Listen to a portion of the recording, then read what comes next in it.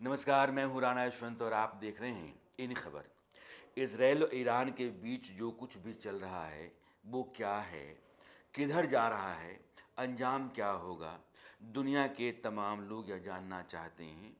और जो लोग खबरों की दुनिया में हैं वो बार बार देखते हैं कि अपडेट्स क्या आ रहे हैं, क्या हो रहा है। और इसराइल जिस तरीके से लगातार इस बात पर आमादा है कि वो अपने दुश्मनों को नेस्तनाबूद करके रहेगा, जाहिर है कि उसके अभियान रुकेंगे नहीं, ना गाज़ा पट्टी में और ना लेबनान के भीतर। लेकिन ईरान ने जो हमले किए, 200 के आसपास जो मिसाइलें ईरान की तरफ से आईं इसराइल के ऊपर, उस हमले का जवाब इसराइल देगा, इसमें कोई दो राय नहीं है। अमेरिकी राष्ट्रपति जो बाइडन भी ये मान रहे हैं कि इसराइल ईरान को जवाब देगा, पलटवार करेगा। अब सवाल ये है कि ईरान के जो सर्वोच्च नेता हैं आयतुल्लाह खamenei, उन्होंने शुक्रवार को जुमे की नमाज पर 5 साल बाद राजधानी तेहरान में वो मस्जिद के भीतर आए और भारी भीड़ को उन्होंने संबोधित किया। उन्होंने दो बड़ी बातें कही। पहली बात यह है कि इसराइल के ऊपर जो हमला किया गया वो वाजिब है और हाँ, हमने किया। और दूसरी बात ये कि वक्त आ गया है कि अरब के सभी मुस्लिम देशों को इसराइल के खिलाफ लामबंद होना चाहिए। हम सब का दुश्मन एक है। इसराइल एक यहूदी देश है। अब सवाल ये है कि ईरान अकेला ऐसा देश है जो इसराइल के खिलाफ खड़ा है और पूरे अरब के देश अभी उस तरीके से नहीं बोल रहे हैं जिस तरीके से ईरान चाहता है। यहाँ जो है दुनिया की एक बड़ी कूटनीति है। ईरान का पैदा किया हुआ पाला हुआ हिजबुल्लाह, ईरान के समर्थन से चलने वाला हमास, ईरान की ट्रेनिंग, ईरान का पैसा, ईरान का हथियार हूतियों के पास यमन में, वो पूरा जो इलाका है उस इलाके में इसराइल के ख़िलाफ़ जो ताकतें खड़ी हैं, जो नॉन स्टेट एक्टर्स हैं, वो सब ईरान के पोसे पाले। अब ईरान सीधा आया है। उसने लेबनान में जो हिजबुल्लाह का सरदार या कमांडर इन चीफ नसरुल्लाह, उसकी मौत के बाद से उसके बदले की कार्रवाई ईरान ने इसराइल के ऊपर की, क्योंकि लेबनान में घुस करके नसरुल्लाह को इसराइल ने मारा है। ईरान बहुत लंबे समय से इस कोशिश में रहा है कि दुनिया के जितने भी मुस्लिम देश हैं उनका वो मालिक मुख्तार बने, सभी मुस्लिम देशों का अगुआ देश ईरान बने। और इस लड़ाई में दो और देश हमेशा से शामिल रहे हैं, टर्की और सऊदी अरब। यह दोनों मजबूत देश हैं, काबिल देश हैं, सक्षम हैं, और ये दोनों मोटे तौर पर सुन्नी देश हैं और ईरान शिया है। अब ईरान को ये दिख रहा है कि ये इसराइल के साथ अगर हमने सीधा सीधा टकराव मोला है, युद्ध मोला है, तो किसके लिए? उन मुस्लिम आबादी के लिए जो या तो हमास के तहत गाज़ा पट्टी में है या लेबनान में है। सीरिया के भीतर भी इसराइल हमला करता है। तो मुसलमानों के लिए हम अपनी पूरी ताकत लगा सकते हैं और दुनिया के तमाम हिस्सों में आप देखेंगे तो ईरान की जय जय है, मुस्लिम देशों में, हिंदुस्तान समेत। जम्मू कश्मीर से लेकर के दिल्ली तक जो इसराइल के खिलाफ प्रदर्शन चल रहे हैं, नसरुल्लाह को लेकर के यहाँ जो मातम है हिंदुस्तान के अलावा बाकी देशों में भी, उसमें अगर किसी के लिए सहानुभूति समर्थन है तो ईरान है। और शिया और सुन्नी का जो भेद है ये लगभग ईरान ने ख़त्म किया है, क्योंकि वो मुस्लिम देशों को लेकर के एक राय चाहता है और उसकी जो कमान है वो अपने हाथ में रखना चाहता है। इसीलिए सऊदी अरब और टर्की जैसे देश वो इसराइल के ख़िलाफ़ मुस्लिमों के हक़ में बोलते तो ज़रूर हैं, लेकिन ईरान के साथ खड़ा होकर के वो उसके पीछे नहीं आना चाहते। यहाँ से एक अलग तरह की कूटनीति आपको समझ में आएगी। ईरान युद्ध करेगा इसराइल के साथ, इसमें कोई दो राय नहीं, क्योंकि इसराइल रुकेगा नहीं। लेबनान के भीतर वो घुसा पड़ा है। वो जितने भी ठिकाने हैं हिजबुल्लाह के, नसरुल्लाह को मारने के बाद, नसरुल्लाह के बाद जो कमांडर इन चीफ हो सकता था, सेकेंड इन कमांड, जिसका नाम हाशिम सफ़ीदीन है, कहा जा रहा है कि उसको भी मार दिया इजराइल की फौज ने। तो अब हमास के दोनों बड़े कमांडर, उन दोनों को मारा, और आज की तारीख में उसने हिजबुल्लाह के दोनों कमांडर को मारा। अब ईरान के साथ उसकी लड़ाई चल रही है। हूतियों को यमन में जाकर के वहाँ बम गिराता है, सीरिया में बमबारी करता है, क्योंकि सीरिया में भी हिजबुल्लाह के कैंप चलते हैं। उस पूरे इलाके में अकेले इजराइल उन तमाम देशों पर भारी पड़ता है। एक बहुत बड़ा देश ईरान है जिसकी सीमा इजराइल से नहीं लगती है, क्योंकि बीच में आप देखेंगे नक्शे पर तो इराक आता है। तो जाहिर है कि लड़ाई जो है वो ज़मीनी नहीं होगी, लड़ाई एयरफोर्स के ज़रिए होगी, मिसाइलों के ज़रिए, रॉकेट के ज़रिए होगी, जैसे भी हो रही है। एक बार ईरान ने किया, इजराइल ने किया, ईरान ने किया है। जब भी एयरफोर्स के ज़रिए आप लड़ेंगे तो इजराइल बहुत भारी पड़ेगा ईरान पर। इजराइल के पास अल्ट्रा मॉडर्न फाइटर जेट्स हैं, उसके पास इक्विपमेंट्स हैं, मिसाइल्स, रॉकेट्स, ये सब जो लड़ाई के आधुनिकतम औजार हैं वो इजराइल के पास हैं, और इस मामले में ईरान पर वो भारी है। देश बहुत बड़ा है, इसमें कोई दो राय नहीं। 9 करोड़ से ज़्यादा की आबादी है, 1 करोड़ का इजराइल है, और वो लगभग 16 लाख स्क्वायर किलोमीटर का देश है, हिंदुस्तान का आधा, बहुत बड़ा देश। लेकिन सिक्योरिटी के लिहाज से, फोर्स के लिहाज से इजराइल बहुत मजबूत है। इजराइल के पास जो एयर डिफेंस सिस्टम है वो 3 तरह के हैं, और तीनों तरह के एयर डिफेंस सिस्टम के बाद इजराइल अपने पूरी आवाम को, अपनी जनता को, अपने नागरिकों को सुरक्षित रखने में कामयाब रहता है। इतनी बमबारी होती है ईरान की तरफ से, लेकिन नुकसान इजराइल में जान का नहीं होता है। लेकिन इजराइल अगर ईरान पर हमला करता है तो ईरान के पास उस तरीके से एयर डिफेंस सिस्टम नहीं है जिस तरीके से इजराइल ने अपने यहाँ बना रखा है। देश बहुत बड़ा है तो आप बहुत जगह आपको डिफेंस सिस्टम लगाना पड़ेगा, और ये आसान नहीं है, और वो भी तब जब अचानक आप युद्ध में जाना चाहते हैं।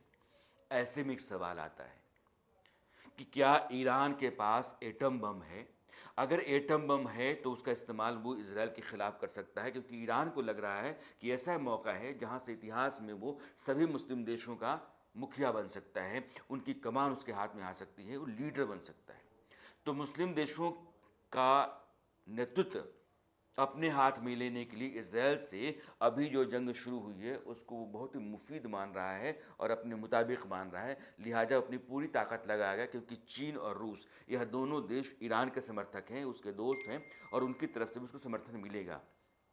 तो ऐसा नहीं है कि इजराइल के साथ ईरान की लड़ाई जो है वो कुछ दिनों में ख़त्म हो जाएगी, लंबी चलेगी। और लंबी चलती हुई लड़ाई में, चूँकि छोटा देश है इजराइल, ऐसे में एटम बम जो है उस पूरे देश को ख़त्म कर सकता है। हालांकि उसका जो एयर डिफेंस सिस्टम इतना मजबूत है कि किसी भी वेपन के आकर के और ज़मीन पर गिरने की गुंजाइश ना के बराबर रहती है।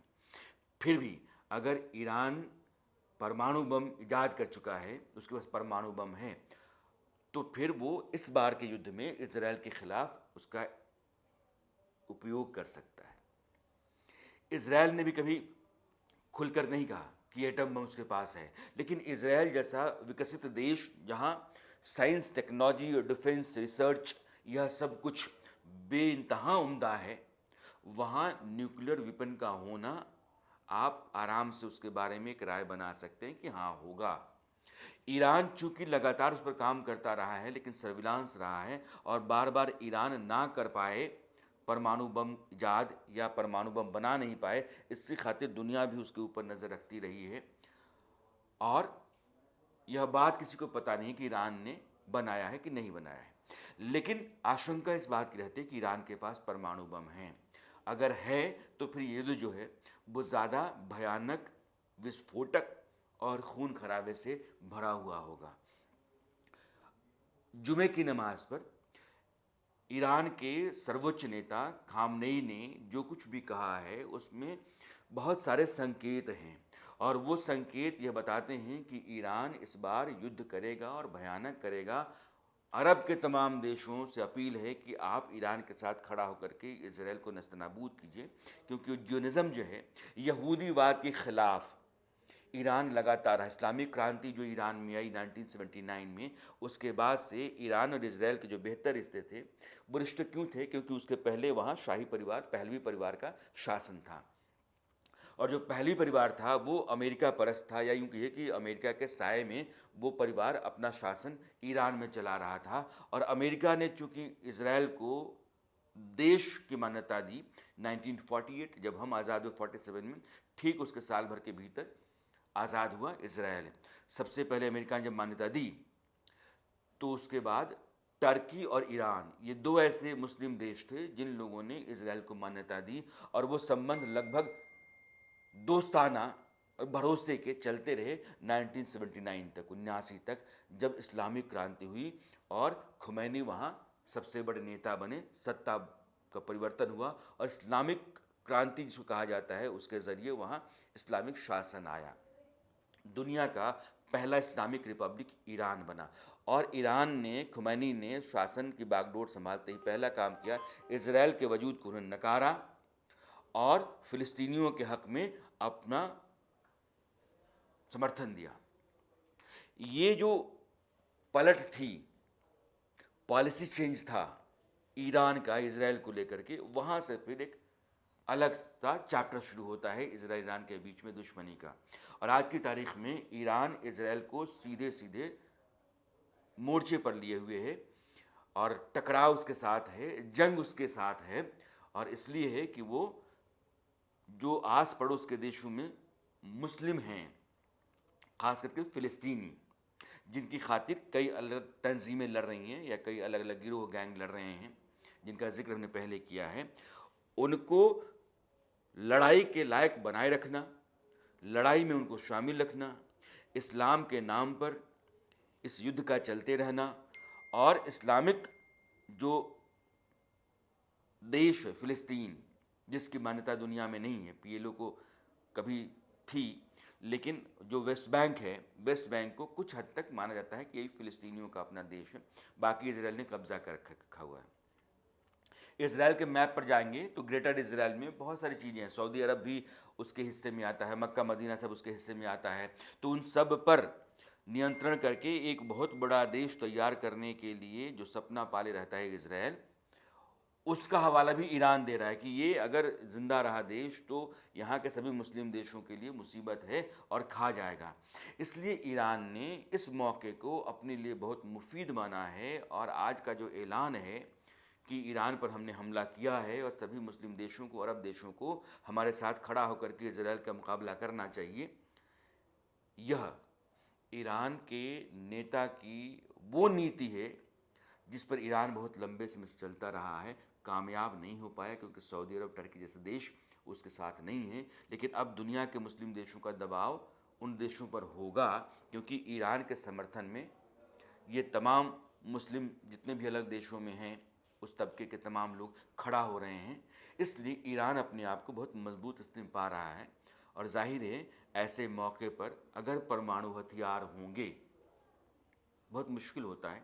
एक रेशनल अप्रोच दुनिया को समझने का ये है कि आप परमाणु हथियारों के इस्तेमाल से अपने आप को पीछे रखें कुछ भी कहने से पहले।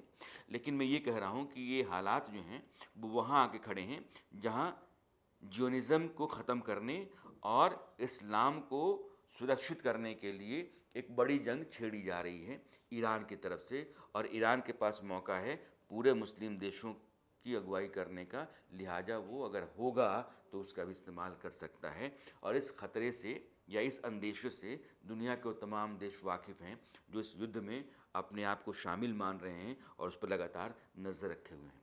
ज़ाहिर इसमें हिंदुस्तान भी है, लेकिन अमेरिका, ब्रिटेन और बाकी पश्चिमी देश जो हैं वो ज़रूर इस चिंता के साथ हैं।